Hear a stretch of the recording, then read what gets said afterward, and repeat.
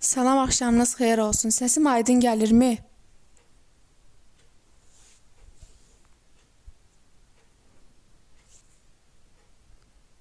Salam, axşamınız xeyir. Bəli, bəli, aydın gəlir səsiniz.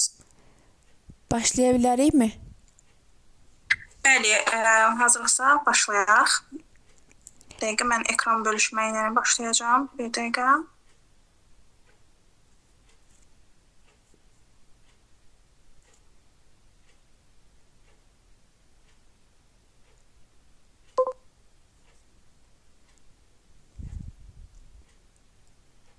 Aha, ekran görsənir ümid eləyirəm. Bəli, görünür. Aha, əla. Ə, Xoş gəlmisiniz ilk öncə təlimimizə. Bugünkü təlimimizin mövzusu xarici dil öyrənmənin psixologiyası, bariyerləri aşmağın yolları üzrə olacaq. Təlimə başlamazdan öncə istərdim ki, özüm haqqında məlumat verim qısa şəkildə. Mən Zamanlı Şəhla beynəlxalq dərəcəli TESOL və TOEFL sertifikatlarına malik ingilis dili müəlliməsiyəm və 7 ildən artıqdır ki, bu sahədə fəaliyyət göstərirəm. İstər fərqli levellərlə, yəni səviyyələrlə və yaş qrupları ilə və bu yaş qrupları ilə həm də səviyyələrlə çox gözəl nəticələr əldə etmişik. Eyni zamanda onlayn şəkildə kursumu idarə edirəm. Bəli, başlayaq. İlk öncə, indiyə qədər neçə dəfə dil öyrənməyə başlayıb, amma yarımçıq saxlamısınız sualını sizə yönləndirmək istəyirəm. Heç olubmu ki, hər hansı bir dili öyrənmək istəmisiniz, başlamısınız, amma müəyyən bir zaman sonra onu yarıda qoymusunuz? Olubsa, çata da bildirə bilərsiniz, səsli şəkildə də deyə bilərsiniz.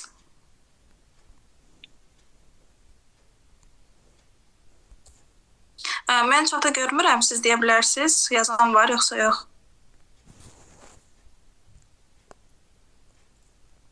Aha, yaxşı, davam edək. Bu sualın cavabları müxtəlif ola bilər. Metodlarla bağlı ola bilər, psixologiya ilə bağlı ola bilər. Biz bugün psixoloji tərəfinə daha çox fokuslanacağıq. Niyə bu hadisə baş verir? Niyə biz hansı bir şey öyrənmək istəyəndə çox böyük həvəslə başlayırıq, amma müəyyən bir müddət sonra onu yarımçıq qoyuruq. Əslində problem çox da metodda yox, daha çox psixologiyadadır. Deyəcəksiniz ki, necə olan bir şeydir? Burada bizdə beyin və öyrənmə mexanizmi artıq işə girir. Bu nə deməkdir? Beyin nəyi və necə öyrənir? İlk öncə yaddaş necə işləyir? Bunu anlamalıyıq, daha sonra təkrarın rolunu və unutmaq normaldır konsepti. Yəni bu konsepti özümüzdə artıq normallaşdırmalıyıq. Yəni hər hansı bir şey öyrəniriksə, bunu unutmağımız çox normaldır. Niyə? Özəlliklə də dil belə sferasından danışırıqsa, nəyisə təkrar etmiriksə, bir şeyləri unutmağımız normaldır. Bu əslində təkcə dil yox, digər sahələrə də şamil olunur. Yəni bir şeyi təkrar etmiriksə, yəni bunu unutmaq çox normal bir hadisədir. Bəzən yeni dil öyrənən insanlar müəyyən bir söz öyrənirlər və istifadə etmədikləri üçün üstündən 2-3 gün sonra unuturlar və özlərində artıq psixologiyada belə bir şey yaranmağa başlayır. Məndə alınmır. Mən bunu eləyə bilmirəm. Amma əslində bu düzgün metod qurmadığımız üçündür. Düzgün metod qurmadığımız üçün də psixologiyamız bizi ona təşviq edir. Yaxşı, indi sizə burada mini bir aktivlik eləmək istəyirəm. Sizə 5 dənə söz deyəcəm ingilis dilində və bu sözləri heç bir yerə qeyd etmirsiniz, heç bir şəkildə. Sadəcə ağlınızda saxlamağınızı istəyirəm. Ən sonda niyə ağlımızda saxlamışıq, onu da bildirəcəm. İlk sözümüz hope, ümid etmək. İkinci sözümüz want, istəmək. Üçüncü sözümüz dream, xəyal etmək. Dördüncü sözümüz learn, öyrənmək. Və ən son sözümüz repeat, təkrar etmək. İndi mən sözləri yenidən təkrar edirəm. Hope, ümid etmək. Want, istəmək. Dream, xəyal etmək. Learn, öyrənmək. Repeat, təkrar etmək. Bu sözləri heç bir yerə qeyd etməyin, sadəcə mən nə qədər demişəm, ağlınızda saxlamağa çalışın. Baxın, burada 2 söz yadınızda qala bilər, 1 söz yadınızda qala bilər. Hamısını da bilmiş ola bilərsiniz, nə əla. Bunu indi sonda baxacaq görək, nə qədər, belə deyim də, söz yadınızda qalıb. Yaxşı, motivasiya və davamlılıq nədir? Ümumiyyətlə bir şeyi qeyd etmək istəyirəm ki, həmişə tələbələrimə də bunu izah eləyirəm, qeyd edirəm. Həmişə dərslərin ilk vaxtlarında davamlılıq. Yaxşı, motivasiya və davamlılıq nədir? Əgər hər hansısa bir işdə davamlılıq yoxdursa, onun bəhrəsini heç bir zaman görmərik. Yəni bir dəfə, 2 dəfə, 3 dəfə, okey, lap yaxşı, amma bir həftə bunu öyrəndim, 2-ci həftə biraz özümə istirahət verim. 3-cü həftə də özümə istirahət, 4-cü həftədən başlayaram. Bu artıq davamlılıq olmasıdır. Baxın, bu təkcə dilə aid deyil, hər hansı bir idmana da aiddir və yaxud da hər hansı bir əl əməyinə də aiddir. Yəni motivasiya, davamlılıq təkcə bir dil sferasına aid olmur. Ümumiyyətlə insan psixologiyasına aid olan bir mövzudur. Təbii ki, bizim də dil sahəsindən danışdığımız üçün mən sizə sırf olaraq xarici dil öyrənmə metodologiyasından üzərindən belə misal verirəm. Yaxşı, bəs motivasiya nədir? Ümumiyyətlə motivasiya 2 cür olur. Daxili motivasiya və xarici motivasiya. Deyəcəksiniz ki, indi bu nədir və bunların fərqi nədir? İndi onları izah edəcəm sizə. Birinci başda daxili motivasiyadan. Daxili motivasiya insanın bir işi öz istəyi, marağı və zövqü üçün etməsidir. Məsələn, İngilis dili və yaxud da hər hansısa bir dil ola bilər, fərqi yoxdur. Yəni, İngilis dilini sadəcə sevdiyim üçün öyrənmək və yaxud da yeni bir bilik əldə etmək üçün, ondan həzz almaq üçün öyrənmək istəyirəm və yaxud da İspan dili olsun, fərqi yoxdur. Bu mənim daxili motivasiyamdır. Yəni, mənim buna həvəsim var. Mən bundan həzz alıram, zövq verir mənə dil öyrənmək. Bu mənim daxili motivasiyamdır. Bir də var, xarici motivasiya. Yaxşı, bəs xarici motivasiya nədir? İnsanın bir işi mükafat, nəticə və yaxud da hər hansı bir təzyiq səbəbi ilə öyrənməsi deməkdir. Məsələn, yaxşı maaşlı bir iş təsəvvür eləyin, sizə onu təklif edirlər. Amma İngilis diliniz və yaxud da tutalım ki, Rus diliniz kifayət deyil. Və sizin qarşınıza bir nə qoyurlar? Müəyyən deadline, yəni deadline dediyimiz bir tarix verirlər. Bu tarixə qədər İngilis dilini inkişaf etdir. Daha sonra vəzifə artımı sənin üçün uğurlu olacaq. Və mən nə edirəm? Yaxşı maaşlı işi əldə etmək üçün İngilis dilini öyrənməyə başlayıram. Və yaxud da hər hansı bir imtahandan keçmək üçün də ola bilər. Məsələn, IELTS tələbələri, IELTS bilirsiniz də, beynəlxalq dərəcəli bir imtahan sistemidir. Hansı ki, biz imtahan veririk və beynəlxalq bir sertifikat alırıq. Həmin sertifikatla xarici universitetlərə təhsil ala bilirik və IELTS-ında 2 növü olur. Akademik IELTS və ümumi IELTS. Bunun fərqini də izah edeyim sizə. Akademik IELTS adından da göründüyü kimi akademik səviyyəlidir və təhsil sferasına aiddir. Amma General IELTS dediyimiz ümumi IELTS-dır. Biz hər hansı bir orada yaşamaq üçün, yəni yaşayış üçün gediriksə, özümüzü belə deyim də dilin müəyyən qədər sferalarını bilmək üçün, hər hansı bir xırda çaplı şirkətlərdə, yəni sahibkarların işlərində işləmək üçün bizə lazım olan bir şeydir, bir sertifikatdır. General IELTS normalda akademik IELTS-dan daha asan olur, akademik biraz daha çətinləşdirilmiş versiyasıdır. Dediyim kimi, baxın, hər hansı bir işi əldə etmək üçün öyrənmək, hər hansı bir imtahanı keçmək üçün öyrənmək, bu artıq xarici motivasiyadır. Yəni, mənim imtahanım olmasa, mən o işi əldə etmək üçün mənə şey qoyulmasa, maneə, mən bunu öyrənməyəcəm. Çünki istəmirəm. Bu artıq xarici motivasiyadır. Yəni, buradan belə çıxır ki, daxili motivasiya istəyirəm, maraqlıdır, xarici motivasiya lazımdır, faydası var. Belə deyərdim, təcrübələrimə əsasən onu görmüşəm ki, xarici motivasiya ilə yola çıxan insanlar daha tez ruhdan düşürlər. Yəni, İngiliscə bir söz var, give up, vaz keçmək, türklər demiş. Daha tez yolun yarısından dönürlər. Çünki bu xarici təsirlərin nəticəsində yaranan bir şeydir. Amma daxili motivasiya daha çox, daha güclüdür. Amma burada daxili motivasiyanı qorumaq da şərtdir. Çünki hər hansı bir sıxıcı metod, hər hansı bir səhv metod bizim daxili motivasiyamızı da öldürə bilər və biz yenə ilk əvvəldə verdiyim sual müəyyən bir dili öyrənib yarımçıq saxlaya bilərik. Çox heyf ki, belə məqamlarla üz-üzə gəlirik. Niyə motivasiya tez bitir? Yəni, nədir motivasiyanın tez bitməyinə əsas amil? Bundan danışacağıq. Motivasiya ilk öncə qeyd etmək istəyirəm ki, bir emosiyadır, bir vərdiş deyil.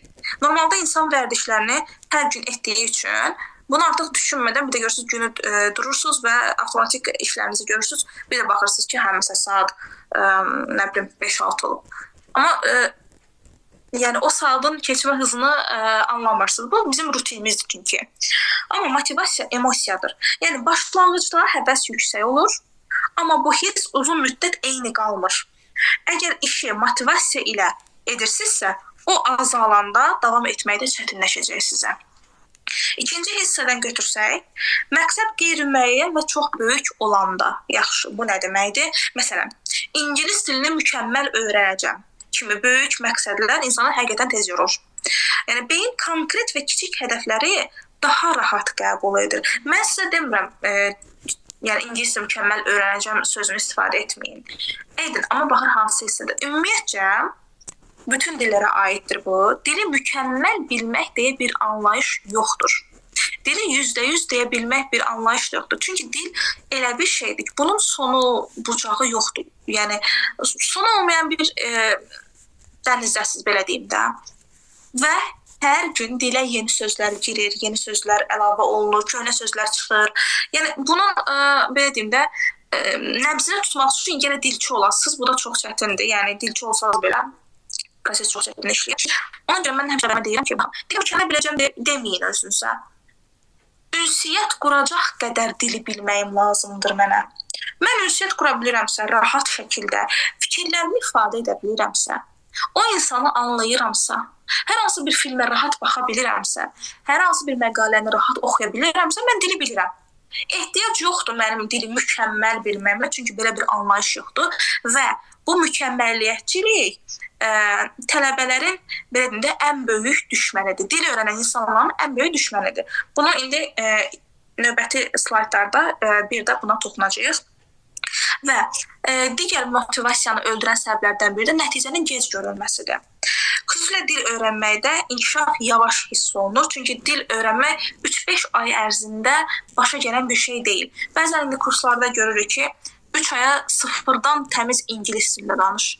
Bu yoxdur. Yəni belə bir şey yoxdur. Bunu ilk öncə çatdırmaq istəyirəm. Çünki sıfırdan əgər bir şeyi bilmirsinizsə, yenə dil o qədər böyük bir şeydir. Sonu bucağı olmayan bir şeydir. Siz bunu necə 3 ayda öyrənə bilərsiniz? Hər şey qoyduq qırağa, məntiqlə düşünsə uyğun gəlmir. Gəlin mən gecə-gündüz yatmadan məşğul olum. Bu belə deyim də kifayət etmir. Hətta araşdırsanız, alimlərin ortaya çıxartdığı saat var.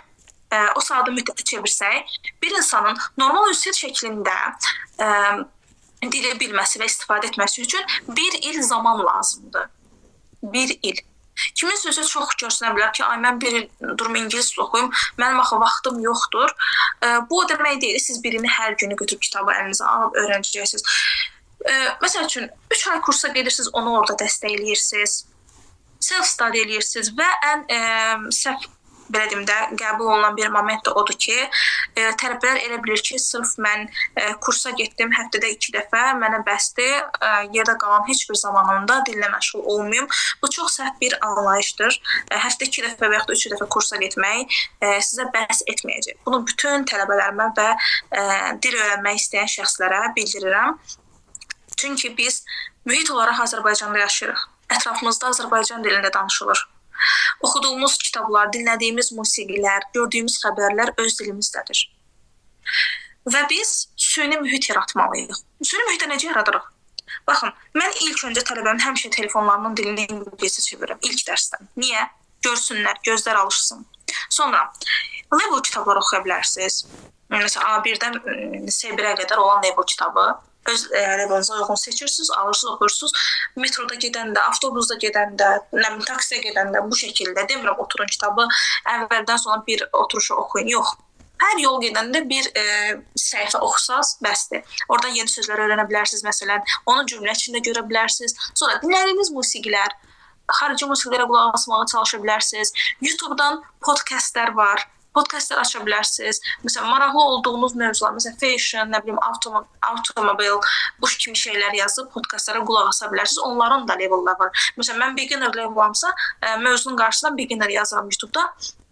İnanın ki, çox sayılı videolar çıxır, oradan seçib izləyə bilərsiniz.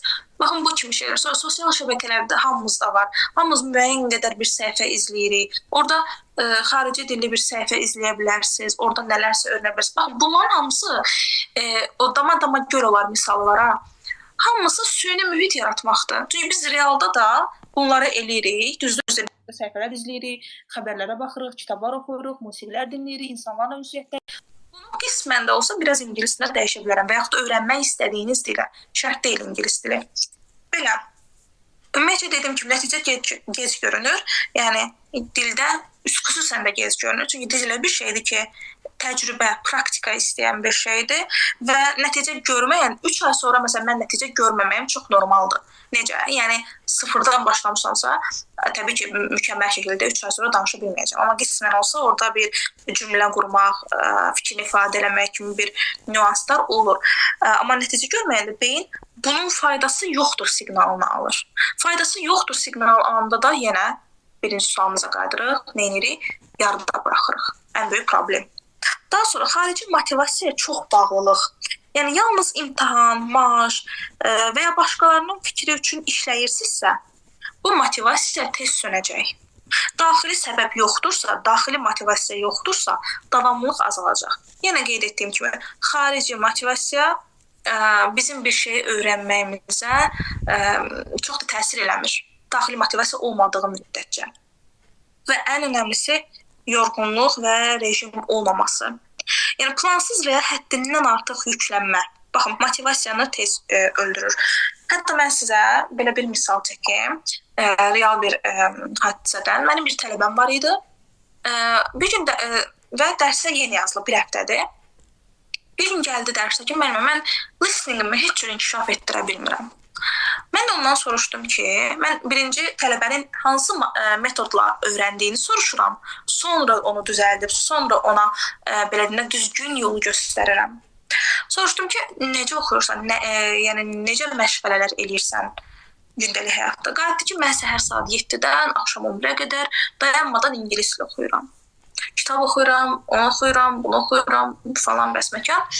Baxın, burada səhv bilirsiniz nədir? İnsan düşünür ki, mən səhər 7-dən 11-ə qədər oxuyuramsa, mən mükəmməl bilməliyəm. Mən niyə bilmirəm? Xeyr, belə bir şey yoxdur. Sizin saat 7-dən 11-ə qədər dərs oxumağınız sizə onu təmin eləmir ki, siz onu əla, mükəmməl biləcəksiniz. Çünki metod yanlışdır. Düzgün metod olmayanda istəyirsiniz aylarla dayanmadan oxuyun. Belə bir şey yəni mümkün deyil. Baxın, Callan deyə bir alim var. Hansı ki, Callan metodunun yaradıcısıdır. Çox təəssüf ki, Azərbaycanda Callan metodu ilə dərs keçənlər çox azdır. Dərs keçənlərdən biri də mənəm, beynəlxalq dərəcəli Callan metod sertifikatına malikəm. Callan günlərlə, hətta günlər deməyərdim, illərlə bir otağa özünü bağlayır və müxtəlif metodlarla dil öyrənməyə başlayır. Bayaq tələbəmin dediyi kimi 7-dən 11-ə, nə bilim, dayanmır da, bu insan dayanmır, çıxmır otaqdan. Və bir şeyi anlayır ki, təkrar etmədən, bir şeyi dəfələrlə demədən, gözlə görmədən, vizual olaraq görmədən bir şeyi anlamaq çətindir. Çünki fotogenik yaddaş dediyimiz bir şey də var ki, bizə çox böyük kömək olur. Yəni, burada nə demək istəyirəm? Siz aylarla otağa özünüzü bağlayın, oturun, oxuyun, metod düzgün deyilsə bir nəticə verməyəcək. Callan düzgün metodu tapana qədər müxtəlif metodlar yoxlayır və ən sonunda Callan metodunu tapır. Həmin bu metoda da öz adını verir, Callan metodu. Və çox qəşəng metoddur. Sırf olaraq speaking üzərinə işlənilən bir metoddur. Təbii ki, danışıq zamanı tələbələrin etdiyi qrammatik səhvlər danışıqda düzəldilir və durub orada biz tələbəyə sıfırdan qrammatika keçib test işlətmirik. Ümumiyyətcə, mənim dərslərimdə, belə deyim də, dərslərimin 90%-i speaking yönümlüdür və mən tələbəyə test işlətmirəm ki, gəl sən bu test işlət 60 dənə, sən məsəl üçün atıram zamanı mükəmməl biləcəksən. Elə bir şey yoxdur. Zamanı, ümumiyyətlə, dili danışaraq inkişaf etdirmək lazımdır. Və ən birinci dinləmə öyrədilir, listening inkişaf etdirilir. Daha sonra danışıq. Çünki dinləyib anlamadığım bir şeyə cavab verib danışa bilmərəm. Və davam edək. Dediyim kimi, yorğunluq və rejim olmaması, plansız və həddindən artıq yüklənəndə motivasiya tez tükənir. Bəs daxili bariyerlər? Daxili bariyerlər nədir? Bizə nə mane olur ki, biz dili öyrənə bilmirik, bizim qarşımıza bir sədd çəkilir. Səhv etmək qorxusu, danışmaqdan utanmaq, perfeksionizm və özünə inamsızlıq. Bu nədir? Ən çox da bizim tələbələr arasında deyərdim, yəni Azərbaycanlı insanlar arasında belə bir fikir formalaşır ki, səhv etməyə qorxusu, danışmaqdan utanmaq. Tələbələrin 90%-də belə bir şuuraltı bir şey var ki, mən əgər bir şeyi mükəmməl şəkildə səhvsiz danışa bilmirəmsə, ondan sonra danışmayım, mənə güləcəklər. Baxın, bu çox səhv bir anlayışdır. İnsan səhv etdikcə öyrənir. Yenə deyirəm, baxın, fikir verirsinizsə, bu təkcə dilə aid olan mövzular deyil. Bu digər sferalara da aid olan mövzulardır. Baxın, bir uşaq düşünün, körpə bir uşaq, hansı ki, təzə dil açmağa başlayır. Mən həmişə deyirəm, təzə dil öyrənən bir şəxs, təzə dil açmış uşaqla eyni səviyyədədir. Düzdür, biz uşağa gülürük, amma lağ etmək üçün gülmürük, şirin olduğu üçün gülürük. Amma bizdə insanlarda həmişə bu qorxu var ki, birdən mən səhv tələffüz edərəm, məni lağa qoyarlar, gülərlər. Yox, bu çox səhv bir şeydir. Birinci, siz səhv etməlisiniz. Diliniz formalaşmalıdır. Tələffüzü, belə deyim də, diliniz açılışmalıdır ki, düzgün tələffüz edəsiniz. Yəni, mən mükəmməl biləcəm şuuraltı ilə geçək, heç vaxt öyrənə bilməyəcəyik. Səhv edə-edə, o deyirə yıxıla-yıxıla öyrənmək. Tam da budur əslində. Və özünə inamsızlıq. İnsan özünə inamı olmayanda bacarmır, həqiqətən bacarmır. Məsələn, düşünün ki, məsələn, rəfiqəniz çox qəşəng danışır, özünüzə sual verin. Okey də, mən niyə danışa bilmirəm? O danışa bilirsə, mən də danışa bilərəm. Əgər mən danışa bilmirəm deyirəmsə, mənim özümə inamım yoxdur və bu özünə inamsızlıq, yəni həyatda bizi çox geri atan bir şeydir. Təkcə dilə aid olan bir şey deyil. Ona görə bu səhvləri etmirik. Səhv etsək də danışmağa çalışmalıyıq. Əsasən də, məsələn, mən dərslərimdə həmişə tələbəyə deyirəm ki, danış, qorxma, fikrini ifadə et. Sən səhv edəcəksən, mən sənin səhvini düzəldəcəm. Dərsə niyə qoşulmusan? Bilmədiyin üçün, düzdürmü? Bilməmək ayıb bir şey deyil. O deyil, bilməyib öyrənməmək ayıb bir şeydir. Bilmirsən, okey, qoşulmusan, sən danışacaqsan, səhv eləyəcəksən, mən sənə onu bildirəcəm. Və sən gələn dəfə eyni səhvi eləyəndə beynin deyəcək, mən bunu burada səhv eləmişdim, mən bunu düzəltmişdim. Qoy təzədən bilək qurum cümləmi. Artıq nə edirik? Özümüz öz səhvimizi analiz edirik, özümüz öz səhvimizi düzəldirik. Bundan möhtəşəm bir şey yoxdur. İnsanın özünün səhvini tutması və bunu analiz etmə bacarığı olması və daha sonra onu düzəltməsi. Yəni bu çox böyük, belə deyim də, nüanslardan biridir. Hətta bizim hal-hazırda 3 və 6 aylıq danışıq, belə deyim də, kurslarımız aktivdir. Biz orada 3 və 6 aylıq danışıq dərsləri tətbiq etməyə başlayacağıq. Buradan sual yarana bilər ki, mən bəs dediniz ki, 3 aya danışıq olmur. Xeyr, təbii ki, sıfırdan olan insanı, bazası olmayan insanı 3 aya biz orada təbii ki, yetişdirə bilməyik. Onun üçün minimum bir 6 ay lazımdır. 6 ay ərzində siz speaking dərslərinə qoşulursunuz. Biz orada sırf speaking eləyirik. Bazası olan dediyimdə, məsəl üçün, elementary, pre-intermediate arası olan tələbələrdir ki, onlar üçün 3 ay nəzərə tutmuşuq və 3 ayda speaking praktikası ilə siz ən azı bir level irəliləmiş olacaqsınız. Yəni, bu çox böyük bir şeydir. Çünki ingilis dilində, ümumi ingilis dilində bir level 3 ay davam edir. Və siz speaking dərslərindən həm level atlayacaqsınız, həm sözü öyrənəcəksiniz, həm orada dinləmə eləyirik, həm də ki, danışıq. Yəni, real danışıq. Da biz kitabdan nəyisə götürüb oxuyub tərcümə eləmirik. Ümumiyyətcə, mənim dərslərimdə, bizim tətbiq etdiyimiz proqramda sırf olaraq real ingiliscə keçəcək, real şəkildə danışıq eləyəcək. Orada müxtəlif mövzular yaratmışam sizin üçün. Müxtəlif mövzulara toxunacaq. Həqiqətən çox maraqlı mövzulardır. Davam eləyək. Yəni, bütün overall, yəni nəticəyə gəlsək, səhv etmədən fluent olmaq mümkün deyil. Deyəcəksiniz, müəllimə, fluent nədir? Fluent bir insanın axıcı şəkildə danışması deməkdir. Yəni, səhv edə-edə bu nəticəyə gəlirik. Səhv etməsək, irəliləyiş olmaz. Bəs effektiv strategiya. burada sual yaranır ki, yaxşı, hər şeyi başa düşdüm. Bəs yaxşı, strategiya, nə strategiya ilə irəliləyim ki, mən bir effekt götürüm oradan, effekt görüm oradan deyirsə, bunun üçün mən sizə deyərdim, hər gün speaking etmək, shadowing və real life practice. Bu nədir? Bir-bir izah edəcəm. Hər gün speaking. Baxın, çox əminəm ki, hər biriniz ChatGPT, yəni süni intellekt istifadə edirsiniz. Düzdürmü? Hamımızın telefonunda var. Süni intellektin sağ alt hissəsində səs yazma şəklində mikrofon yanında qara-qara xətlərdə şey var. Onu basırsınız və hər gün bu şəkildə speaking etməyə başlayırsınız. Və bunun ən yaxşı özəlliyi bilirsiniz nədir? O sizin səhvlərinizi düzəldir. Ki, məsələn, burada bunu dedin, burada bunu demə, bunu de və buna görə denən. Baxın, bu hər gün speaking etməkdir. Təbii ki, real dərs effektini verməsə də, indi onlar da bəzən imkan çatmayan dərsə qoşula bilməyən, imkan çatmayan deyəndə vaxt cəhətdən də həmçinin nəzərdə tuturam. Gündə ən azından bir 15-20 dəqiqə bu şəkildə speaking edə bilərsiniz. Çox yaxşıdır. Yəni, süni intellekti bu yöndə, faydalı yöndə də istifadə edə bilərsiniz. İkinci, gəldik shadowing. Shadowing nədir? Shadowing kölgələmə metodudur və bu daha çox listening bölməsinə aiddir. Bu necə istifadə olunur? Mən bayaq sizə demişdim, saat 7-dən 11-ə qədər dərs oxuyan tələbəmin listeningini inkişaf etdirə bilməməsi. Çünki o shadowing metodu ilə eləmirdi listeningini. Və mən ona shadowing metodunu məsləhət gördüm, izah elədim və həqiqətən tələbənin bir həftədən sonra listeningi gözlə görünən şəkildə inkişaf etmişdi. Düzdür, özündən yüksək levelları anlamasa da öz levelində olan listingləri anlayırdı, danışa bilirdi. Gəlin izah edəyəm bu metod nədir? Müəyyən qədər izah edəcəm, daha detallı dərsimdə izah edirəm. Shadowing yəni kölgəlmə, yəni olan videonu izləyib danışmaq. Üzəri ilə danışmaq.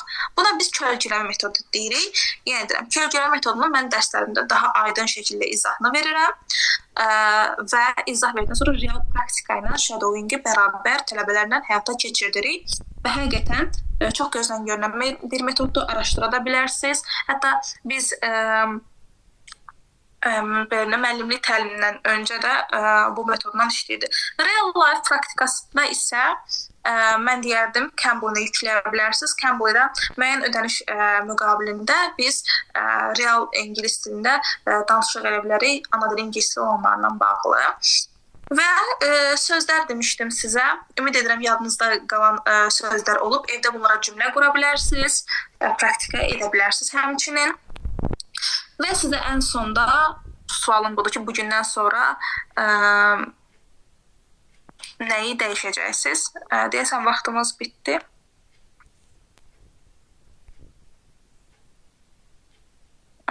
Vaxtımız hələ bitməyib. Və ən sonda sual yönəltmək istəyirəm sizə. Bugündən sonra nəyi dəyişəcəksiniz? Özünüzə buna cavab verməyinizi istəyirəm. Yəni, hansı psixologiyanı dəyişəcəksiniz? Ola bilsin ki, metodlardan istifadə edirsiniz özünüzə.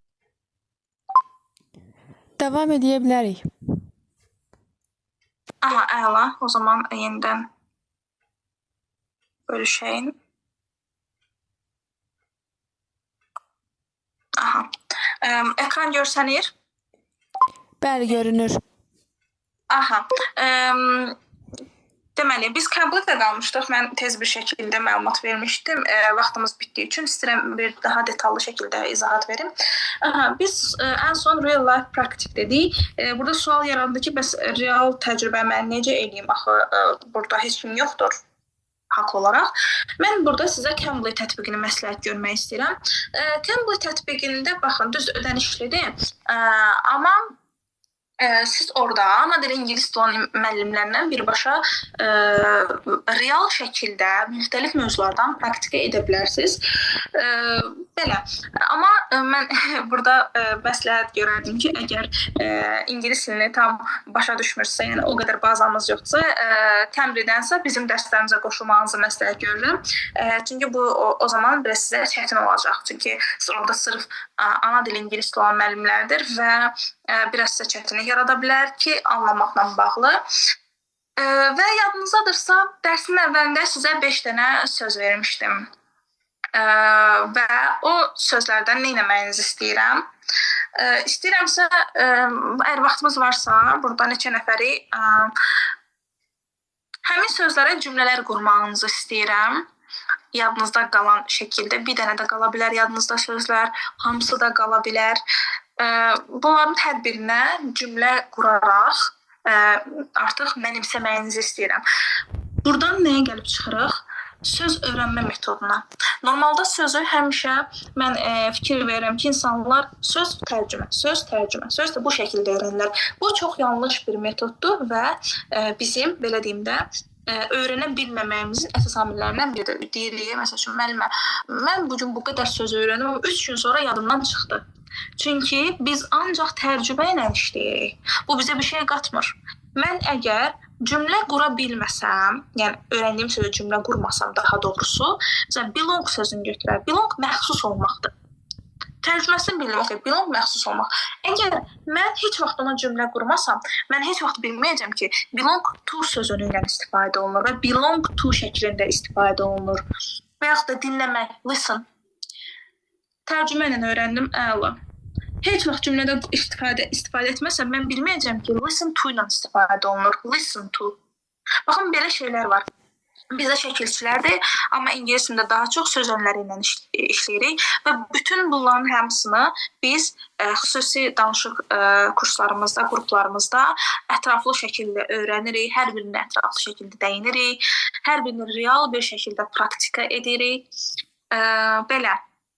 Və ən sonda sizə ünvanlamaq istədiyim bir sual var. Bugündən sonra nəyi dəyişəcəksən? Bugündən sonra nəyi dəyişəcəksiniz? Baxın, bu təlimə qulaq asdınız. Bəlkə də bir şey öyrəndiniz, bəlkə də çox şey öyrəndiniz. Məncə əsas öyrəndiyimiz şey burada motivasiya. Niyə ölür? Niyə biz bir dili öyrənə bilmirik? Nədir bizə mane olan və biz o maneələri necə aradan qaldırmalıyıq? Özünüzə sual verməyinizi istəyirəm. Bu təlimdən sonra öyrəndiyinizlə bağlı, metodunuzla bağlı nəyi dəyişəcəksiniz? Məncə bu sualı hər kəs özünə verib və öz cavabını öz içərisində, belə deyim də, dərinliyində tapacaq bu təlimdən sonra və düzgün şəkildə bir metod qura bilərlər və yaxud da düzgün self-study eləyə bilərsiniz. Əgər self-study eləyə bilmirsinizsə, bəzi insanlarda olur da o disiplin insan özündə hiss eləmir və yaxud da çox iş yükündə olur, vaxtı olmur öz-özünə self-study eləsin. Yenə deyirəm, onları bizim danışıq qruplarımıza dəvət edirik. Çünki biz sizə müəyyən bir cədvəl çıxartmışıq. Hər həftənin eyni günü, eyni saatda və davamlı olaraq dərslərimizi təşkil edirik. Və təlimimiz bu qədər. Çox sağ olun hər birinizə qoşulduğunuz üçün, dinlədiyiniz üçün. Suallarınız varsa, suallarınızı verə bilərsiniz təlimlə bağlı.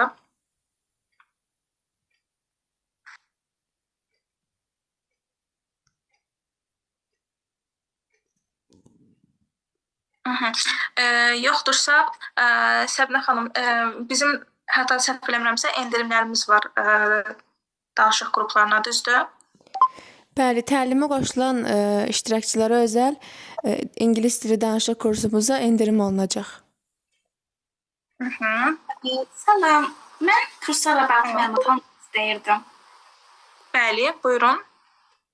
Mən xarici təhsil almaq istəyirəm. Mənə IELTS və SAT-in ingilis dili lazımdır. Siz bunlarla bağlı, yəni hazırlıq keçirsiniz də? Aha, siz deməli IELTS almaq istəyirsiniz, düzdür? Bəli, bir də SAT. SAT başqadır, IELTS başqadır. SAT üçün siz sırf xüsusi olaraq SAT müəllimindən məsləhət görərdim, belə deyim də, danışacaq. Çünki SAT riyaziyyat daxildə olan bir şeydir. Amma SAT və IELTS almaq üçün ilk öncə General English, yəni ümumi ingilis dilinizi inkişaf etdirməlisiniz. Intermediate level-a qədər ən azı sizin leveliniz intermediate level olmalıdır. Çünki əgər intermediate level-da deyilsinizsə, sizə IELTS almaq çətin deməyim, hətta mümkünsüz olacaq. Çünki IELTS proqramında, hazırlığında sizə biz orada qrammatika öyrətmirik, sizə biz orada belə deyim də dərs öyrətmirik. Sırf öyrəndiyiniz intermediate qədər öyrəndiyiniz hər bir şeyi strategiyalaşdırmağı öyrədirik. Çünki IELTS standart bir proqramdır. Standart bir proqramı öyrəndiyinizi sxemaya tökməyə öyrədirik. Və ilk öncə, əgər siz IELTS almaq istəyirsə, məsləhət görərdim ki, bizə yazasınız, biz sizinlə level check edək, levelinizi belirləyək. Levelinizi belirlədikdən sonra, əgər intermediate-sınızsa və yaxud da upper intermediate-sınızsa, rahat bir şəkildə IELTS dərslərindən qoşula bilərsiniz. Yox, əgər intermediate-dən aşağıdırsa səviyyəniz, o zaman mütləq şəkildə General English dərslərindən qoşulmalısınız. Bunu belə deyim də özünüz də araşdıra bilərsiniz. Yəni heç bir müəllim əgər intermediate-dən aşağısınızsa, sizi birbaşa General IELTS dərslərindən qoşa bilməz. Çünki bu çox böyük məsuliyyətdir. Gərək ancaq sizlə işləsin və işləsə belə inkişaf yaxşı olmayacaq. Mən reallığı demək məcburiyyətindəyəm.